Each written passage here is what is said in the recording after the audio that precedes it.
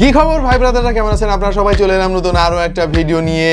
এবং যার স্মার্টফোন আছে তার একটা স্মার্ট ওয়াচ চাই ভাই, তা না হলে তো আবার পুরাপুরি ডিজিটাল হওয়া যায় না, বুঝেন না? একটা TWS হাতে স্মার্ট ওয়াচ আর হচ্ছে ভালো একটা স্মার্টফোন, লাইভ জিঙ্গালালা। হ্যাঁ, এই কারণে সম্ভবত স্মার্ট ওয়াচ এত বেশি বিক্রি হচ্ছে বাজারে। তো বাজারে চাইনিজ স্মার্ট ওয়াচে যেভাবে সয়লাভ হয়ে গিয়েছে সেটা তো আপনারা সবাই জানেন, মানে যেটাই কিনতে যাবেন দেখবেন যে সেটাই চাইনিজ। এর মধ্যে বাংলাদেশি একটা ব্র্যান্ডের স্মার্ট ওয়াচ চলেছে আমাদের হাতে, আর সেইটা হচ্ছে ওয়ালটন টিক। হ্যাঁ, টিক নামটা খুব ভালো লাগছে আমার কাছে ভাই। টিক টিক টিক ঘড়ি যেভাবে ঘুরে, যদিও এতে কোনো কাটা নাই ভাই, ডিজিটাল ঘড়ি। সো ওয়ালটনের এই টিক কেমন করতেছে আসলে আমাদের, সেটা আজকে খুঁজে বের করার সৌভাগ্য হয়েছে। আপনাদেরকে আমরা জানাবো যে ওয়ালটন টিক R1A মডেলের স্মার্ট ওয়াচটা নিয়ে আমরা আজকে কথা বলবো। আমরা বেশ কিছুদিন ধরে এই ওয়াচটা ব্যবহার করতেছি এবং এটার ভালো মন্দ খুঁটি নাটি সবকিছু আমরা লিপিবদ্ধ করে রেখেছি আপনাদের জন্য। যারা স্মার্ট ওয়াচ ভালোবাসেন তাদের জন্য হয়তো এই ভিডিওটা বেশ দরকারে আসবে। ভাই, দেশি জিনিস একটা আবেগ কাজ করে, তাহলে জিনিসটা কেমন সেটা এখন দেখার পালা। আমার নাম ওয়াহিদ আর আপনারা দেখছেন আপনাদের ভালোবাসা channel tech to the point. ভাই, প্রথমে ডিজাইন নিয়ে কথা বলি আসেন। তবে এটা দেখে না হঠাৎ করে আমি শকড হয়ে গেছি, আরে আমার ওয়াচ এখানে কেমনে আসলো? মানে আমার হুয়াওয়ে GT2 আর এটা দেখতে অনেক মিল আছে ভাই, বিশেষ করে বেল্টটা একেবারে হুবহু মিল আছে। এনিওয়ে, দেখতে যে প্রিমিয়াম লাগে এই ব্যাপারে কোনো সন্দেহ নাই ভাই। মেটাল বডি আর পেছনে উন্নত মানের প্লাস্টিক আর কার্ভ ডিসপ্লে সবকিছু মিলিয়ে এটা হাতে পরা থাকলে মানে আপনি সেই লেভেলের একটা ভাব নিতে পারবেন। দুইটা বাটন তারা দিয়েছে, যদিও এখানে ফাংশনাল ক্রাউন যদি তারা দিত আমি আরো বেশি খুশি হইতাম ভাই। তবে অন্যান্য ব্র্যান্ডের দেখা দেখি ওয়ালটনও কিন্তু এখন বক্সের মধ্যে এক্সট্রা একটা বেল্ট দিয়ে দিচ্ছে। এটা বেশ ওয়েলকামিং লেগেছে আমার কাছে। আপনার যেটা পছন্দ সেটা আপনার ওয়াচের সঙ্গে লাগিয়ে আপনি ব্যবহার করতে পারবেন। এই ওয়াচের অন্যতম সেরা দিক হচ্ছে এর ডিসপ্লে। 1.39 ইঞ্চির অ্যামোলেড স্ক্রিন তারা ব্যবহার করেছে এখানে, যার রেজলিউশন হচ্ছে 454x454 এবং এর ব্রাইটনেস হচ্ছে 400 নিটস পর্যন্ত। তবে বেজেলের পরিমাণটা একটু বেশিই লেগেছে আমার কাছে। এনিওয়ে, এটা কম দামি একটা স্মার্ট ওয়াচ, সুতরাং এর কাছ থেকে এর চাইতে বেশি বেজেল আমি আশা করি নাই। ভিউইং অ্যাঙ্গেল আমরা ঠিকঠাক পেয়েছি, যদিও আউটডোরে একটু স্ট্রাগল করে মাঝে মাঝে ফুল ব্রাইটনেস দিলেও এটার ব্রাইটনেস আর একটু বেশি হলে হয়তো আপনাকে আর কষ্ট করতে হতো না। ওভারঅল এর যে ডিসপ্লে সেটা ইনডোর কন্ডিশনে আপনি খুবই উপভোগ করবেন। খুবই কালারফুল ডিসপ্লে এবং এর যে শার্পনেস চোখে পড়ার মতো। পাশাপাশি এর সফটওয়্যার এক্সপিরিয়েন্সও আমরা বেশ ভালো পেয়েছি, বেশ ফ্লুয়েন্ট ছিল, তেমন কোনো ল্যাগ পাই নাই। আর বিভিন্ন দরকারি জিনিসপত্র খুঁজতে আপনার খুব একটা কষ্ট করতে হবে না। যারা কলিং ফিচারটা খুঁজেন স্মার্ট ওয়াচের মধ্যে তাদের জন্য সুখবর, কলিং ফিচার এতে আছে এবং ঠিকঠাক মতো কাজ করে, যদিও ডেডিকেটেড কোনো চিপ নাই এই কাজটা করার জন্য। এটা সফটওয়্যার বেসড এবং বেশ ভালোই লেগেছে আমাদের কাছে, খুব একটা খারাপ লাগে নাই। তবে একটা জিনিস ভালো লাগে নাই, সেটা হচ্ছে এর যে লাউড স্পিকার গ্রিলটা এটা দিয়েছে ঠিক উপরে এই জায়গাটায়। হ্যাঁ, নর্মালি এটা সাইডে থাকলে বেসিক্যালি সাউন্ডটা অনেক জোরে শোনা যেত, বাট এইখানে থাকার ফলে যেটা হয়েছে আপনি যখন হাতে পড়বেন তখন সাউন্ডটা অনেক কমে যাবে। এবং এখানে ওয়াটার প্রুফিং এর জন্য IP67 রেটিংটা ব্যবহার করা হয়েছে, যেটা মোটামুটি একে রক্ষা করতে পারবে, বাট পানির মধ্যে চোবানোর জন্য রিকমেন্ডেড না এটা। সুতরাং আপনারা একটু চেষ্টা করবেন বিশেষ করে লবণাক্ত পানি অ্যাভয়েড করার জন্য। মজার ব্যাপার হচ্ছে এতে কিন্তু ভয়েস অ্যাসিস্ট্যান্ট সাপোর্ট রয়েছে, মানে আপনার স্মার্ট ওয়াচ ব্যবহার করেই ঘরের স্মার্ট জিনিসপত্র আপনি কন্ট্রোল করতে পারবেন ভয়েস কমান্ডের মাধ্যমে। কানেক্টিভিটির জন্য এখানে ব্যবহার করা হয়েছে ব্লুটুথ 5.0 আর অন্যান্য ওয়াচের মতো এখানেও হার্ট রেট মনিটরিং ব্যবস্থা রয়েছে। আপনি চাইলে রক্তের অক্সিজেনও পরিমাপ করতে পারবেন। ভাই, আসল জিনিস বলতেই তো ভুলে গেছি, সেটা হচ্ছে দামই তো বলিনি আপনাদের। হ্যাঁ, দাম না বললে তো ভিডিও দেখতে খুব একটা সুবিধা হয় না।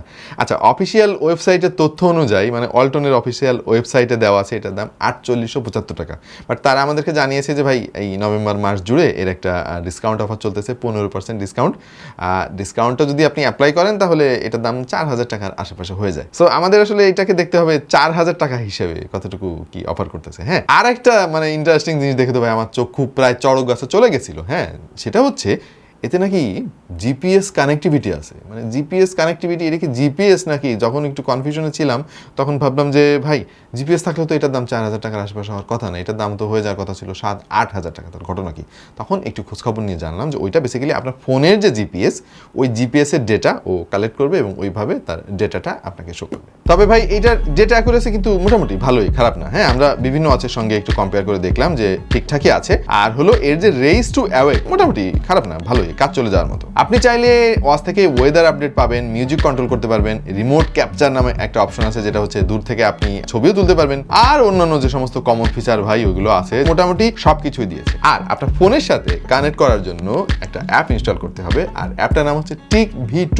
ভালো লাগছে ভাই, ওয়ালটন নিজেরাই একটা অ্যাপ ডেভেলপ করছে এবং এই অ্যাপটা কিন্তু জোস। এখানে দরকারি সব জিনিস আপনি পেয়ে যাবেন, ওয়াচ ফেসেরও অভাব নাই এবং নিজের ছবি দিয়ে ইচ্ছা মতো আপনি ওয়াচ ফেস তৈরিও করতে পারবেন। আমরা এখন একটু দেখতে চাই যে এতে কি কি জিনিস খারাপ খারাপ আছে, মানে আমার পছন্দ হয় না কি কি জিনিস, সেটা না বললে তো ভাই আমাদের পেটের ভাত হজম হয় না, কারণ আমাদের কাজই তো সেটা।